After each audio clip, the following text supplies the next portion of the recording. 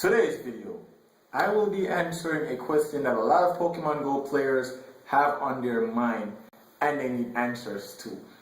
Why is Triple Storm wearing a tank top? Well, that is obvious because outside is hot, inside is hot, and kind of wearing a tank top makes me cooler, but that's not the questions that I will be answering. The question that I'll be answering today is which one will be coming to the game first, PvP or trading?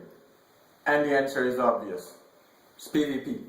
PvP is coming first. And why would PvP be coming first? It's simple. It's not a matter of why it's coming, but it's why trading won't be coming first. And trading won't be coming first because of spoofers. And it won't be coming first because of spoofers because Niantic is putting so much resources and time into preventing spoofers and spoofing that it's actually hampered the game to the point where they can't move forward in terms of innovation because spoofing will always be that deciding factor that pretty much overrules the game. And this again is kind of a three-person to blame thing. One, it's to be blamed by players because players are demanding. Two, it's to be blamed by Niantic because Niantic didn't really expect this game to take off this big. And three, it's to be blamed by overall spoofers. Like seriously, they're supposed to be blamed as well. But I've always said this, that spoofers as individual persons I have no quarrels with because I understand when you live in an area like me where there's not much stuff around and you have to go quite a distance to actually get to a gym or a Pokestop and all that stuff. So I understand why spoofers spoof and why they have the need to spoof or use trackers or what is, but aside from that, it's holding the game back. And unless, if they want to see more progress in the game, they have to just, kind of stop it. And I'm saying this just openly saying this, if spoofers were to say take a vacation for maybe 3 months, the game would progress greatly. Say they just say, oh, we're gonna stop spoofing, and spoofers just say, all right, let's just give them 3 months and see what will happen. And they just give them that 3 months to let them think that spoofing actually stopped. They actually progress the game way further. But spoofing, that's a topic for another video. This video is about PvP and trading. And again, trading won't be the first feature to be released in the game simply for the fact that they're concerned about spoofers. Now, when raid system was implemented into Pokemon Go, it was amazing, it was awesome. A lot of people were hyped about it because we were like, yeah, we can do this. But then, spoofers could just spoof to a location where a raid is and they could go into the raid and blah, blah, blah. And you guys know that whole story, but not gonna not gonna elaborate on that too much. What I'm gonna talk about is why it is that PvP will come more than trading. And the reason why PvP will come more than trading, aside from the whole spoofing scenario, is the network and the servers. Niantic has a history of server problems, and it's been gradually getting better, but if you guys want more proof, just wait until an event drops. Whenever a major event drops or a major update drops in the game, you almost can't log into the game. And that's because of server issues or too much traffic going Niantic's way and the game itself crashing sometimes. So this will be a problem if trading drops, let's say tomorrow trading drops. What happens when trading drops tomorrow and everybody tries to test our trading, right?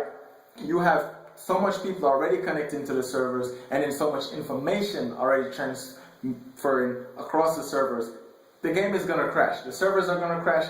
It's going to be another YouTube highlight. Trading comes out and trading is a disaster. Niantic sucks. Pokemon Go is a failing game. Blah, blah, blah, blah, blah. All that stuff is going to happen. However, with PvP might be a bit different. And why PvP might be a bit different is simple.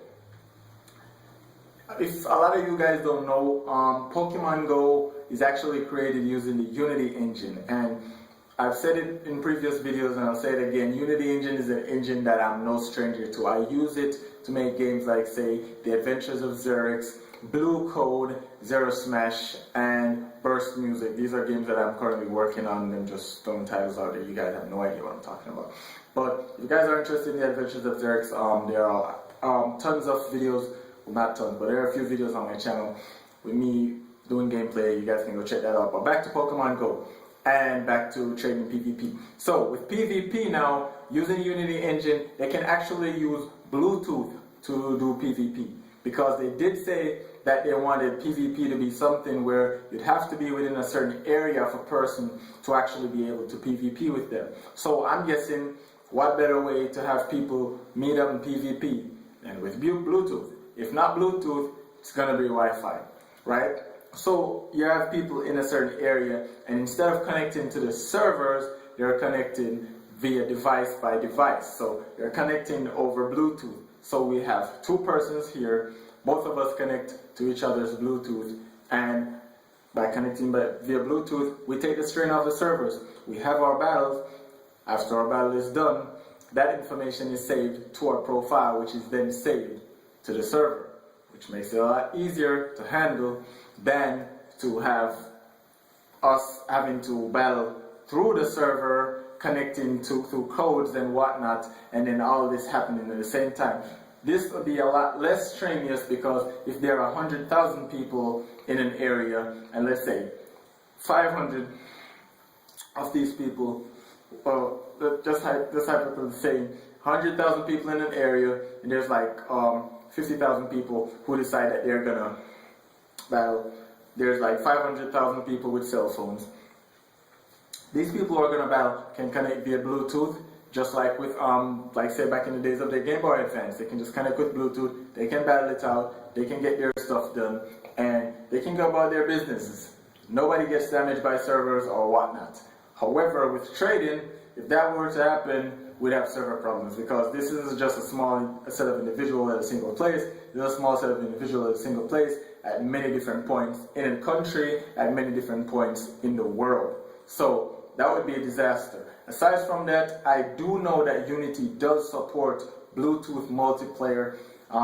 Maybe not through an RPC system, but there is Bluetooth multiplayer, and there is a way that Bluetooth devices can send information across to each other via game or whatever. And then there can be a way. There are ways. I'll try to see if I can link a few videos so you guys can see where you can do one thing on one side of the Bluetooth, and then something else can be done on the other side. So that much I know of, that much is certain. I know that can be done. Aside from that, there's the issue of duplication that Niantic is probably more concerned about than anything else. Because let's think about it.